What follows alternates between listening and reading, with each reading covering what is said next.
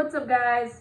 I realized that the CBA meeting today went about as good as a brick wall, and that's unfortunate, but I think it's gonna come when push comes to shove, when games start becoming in jeopardy, then they'll put their butts to the fire and get it done. But until then, it's just gonna be blah, blah, blah, probably, but we still got some things to talk about, and I realized today that the Braves are making very low-risk, high-reward moves, and intriguing. It's going to be an intriguing storyline to follow in spring training when it gets ramped up. Is the right side of the pin. You've got Luke Ely Jackson leading the way, and then you got those intriguing prospects, flamethrower prospects, William Woods. We saw a bit of Spencer Strider throwing a hundo with an 89-mile-an-hour nasty wipe-away slider. You've got those two guys, youngsters, and then you've got Jay Jackson we brought in from the San Francisco Giants for cash early before the lockout.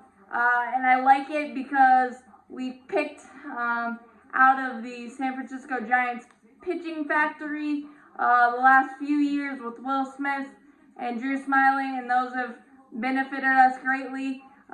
They make us pull our hair out at times, those two players, but they were very, very effective and awesome when we needed them to be in the biggest moments, especially for Will Smith. So Jay Jackson, 95-mile-an-hour fastball, 89-mile-an-hour changeup, and a 85-mile-an-hour slider, three-pitch mix. A guy that's been through the wars, has been in the big moments with the San Francisco Giants at times, so he's not afraid of the moment.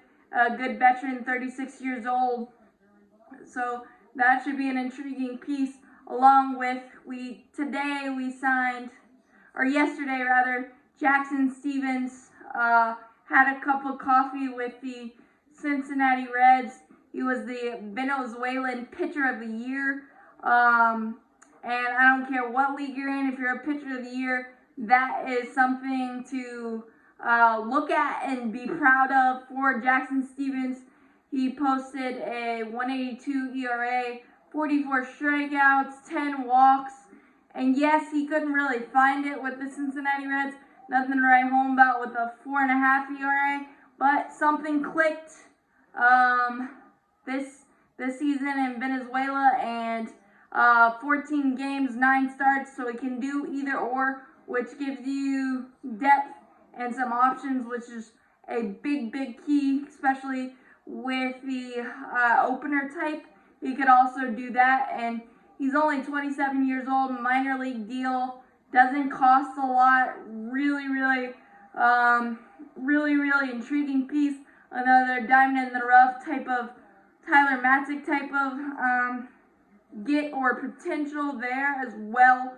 Also, just a note, Yasiel De La Cruz was non-tendered along with Richard Rodriguez and Johan Camargo on November 9th. We were able to sign Yasiel back to a minor league deal and get him off the 40-man roster, which opens up a roster spot for when the lockout ends and we need to fill out the rest of our roster. Also, Yasiel is a very intriguing flamethrower young piece as well.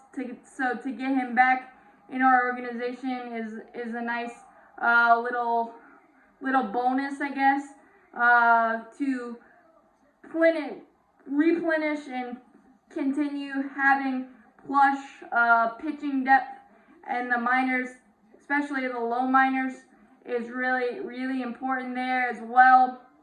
And then, of course, you got the Darren O'Day we signed to a minor league deal, and if he makes the roster, it'll be $1 million, and if he pitches in the minors, it'll just be $20K. So again, low risk, high reward. O'Day has been dealing with some injuries and some things of that nature, but we know what he brings to the table. The veteran guy, been through the wars, playoffs, all that stuff. You got the different speed and the different arm angle coming from some Marines, so that is great as well. Kirby Yates is another intriguing piece. He will likely not a lot in 2022 coming off of Tommy John surgery. That's why his contract was structured so wonky. He'll only make $1 million this year, but he can potentially come back in October, and that could be a big, huge boost. Kirby Yates is a guy just 2 years removed from being top closer in baseball with 41 saves, only 8 earned runs in about 61 1/3 innings. That you can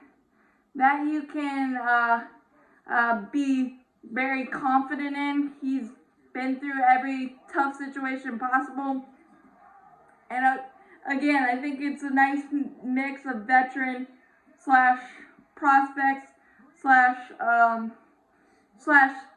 taking chances on guys, but taking chances is what got us Tyler Matzik. So you've really got to trust the process, and diamonds in the rough are out there, and numbers are numbers, and especially for Jackson Stevens, there's something to work with there, and there's something to work with all of these guys. It's definitely a kind of a hodgepodge of a nice mix of veteran, different speeds, different arm angles, and things of that nature. So I really appreciate what the Braves are doing from the right side. Plus, you've got the three-headed monster of A.J. Minter, Tyler Matzik, and Will Smith coming off an historic, amazing postseason. So you got to feel really good about the options that the Braves are creating with our pen, and I'm just really excited for it. It doesn't leap off the page with stars, but it could be very well be one of our biggest strengths heading into 2022, and I wanted to come on here and make sure I highlighted that.